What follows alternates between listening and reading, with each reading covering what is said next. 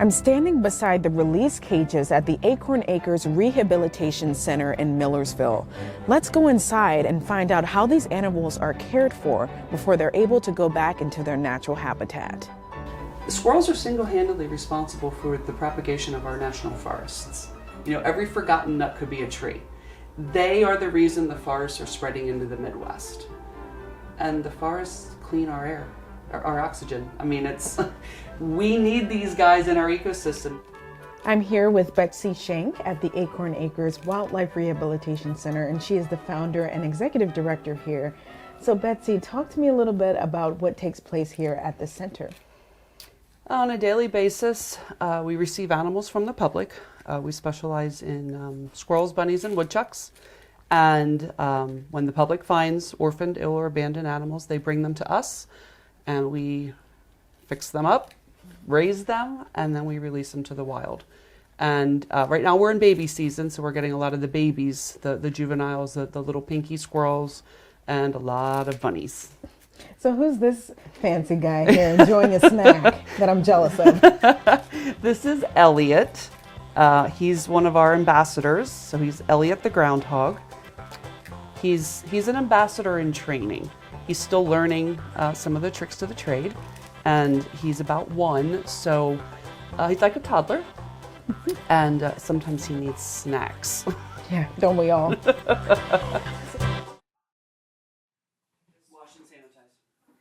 Talk to me a little bit about the conditions that the animals come in to your center. Oh boy, we can get everything from what we call a healthy baby, and that is that somebody took it out of the nest from mom, to babies that have been injured, broken limbs. Squirrels are known to be a little top heavy, so they land on their heads a lot. There's always hit by car animals.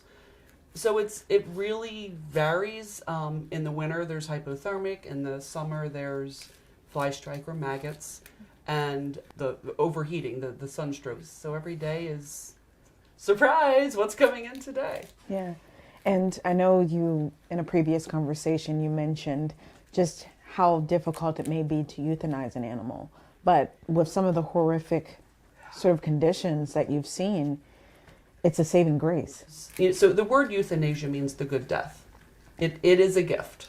It is the last sign of love or appreciation that we can offer these animals. One thing for sure is that you are able to do something you're passionate about all of the time. So talk to me a little bit about just your story and why this is so important to you. You know, I was in corporate America, climbing the ladder. I was headed to the top, and I came home from work one day, jumped on the lawn tractor. I was mowing the yard, and I found what I thought was a dead baby squirrel. Jumped off the tractor to pick him up, to dispose of him, and he wasn't dead. And he was covered in fly strike, and he had some maggot activity, so I cleaned all that up and raised him and released him, and I thought I did a really good job. Then I found out you're not allowed to legally do that. They kept coming. I was getting 14, 15 squirrels. You're not legally allowed to do this. So I had to find another rehabilitator to work under, because then you could go as a sub-permittee. So I did that for a number of years, and then I joined SCORE, the business mentoring group. So I'm a SCORE client, and I hired an attorney, and the 3 of us opened a nonprofit. I went to the state, took all of my rehab tests, got all my permits, and now I can give back to my community in a long-term, meaningful way. I'm an extremely fortunate woman. It's a bittersweet day on release day to watch a squirrel climb their very first tree ever. They are so excited. You can see them quivering with excitement. They're dashing up and down the trees, and they stop so fast they skid, like you're sliding in first base, like they're playing baseball. Wow. And then they turn around and they run the other way and they do it again. They are so happy to be free. Yeah, I can't protect them anymore, but my gift is watching them be that happy. And then I get to come in and have a glass of wine. Sounds good to me. At the end of the day. Well, let's see this little baby have some milk, if we can. Are you hungry? So this is a little girl. Yeah, Oh. she's hungry. How can you tell? That she's hungry or a little girl? Hungry. Well, it's time to eat, and she just put her hand to her mouth, and when squirrels are hungry, they go hand to mouth, hand to mouth. We have her formula here, already warm and ready to go. You hungry? So we weigh these guys every morning, and that determines how much food they get each day. They get a certain percentage of their body weight per feeding. Will they give you cues when they're full? Some of them are done, yeah. They just push the syringe away and they're like, yeah, no thank you. I'm finished, thanks. Others will eat until their bellies pop. They love their formula. So as they get older, we will allow them to take a little bit more.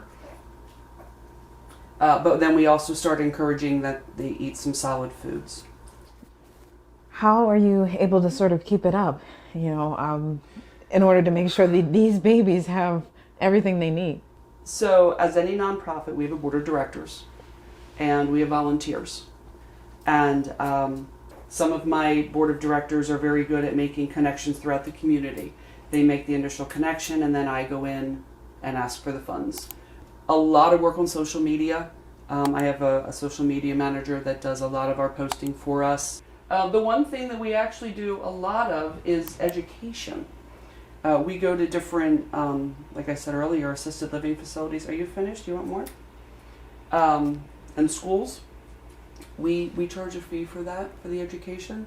So that helps. A lot of the school systems bring us in. We did a double program yesterday. I've got one next week.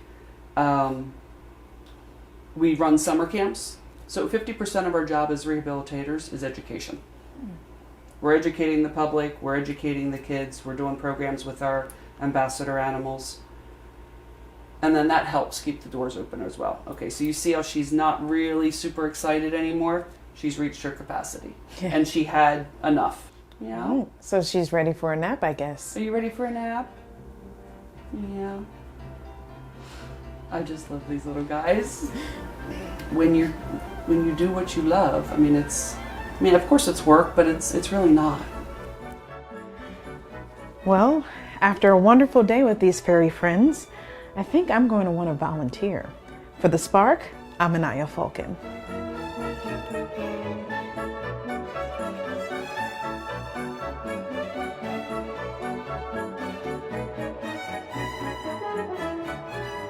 For more from Mosaic, please like and subscribe to the channel or check out another video. To help support this project, please visit witf.org/mosaic.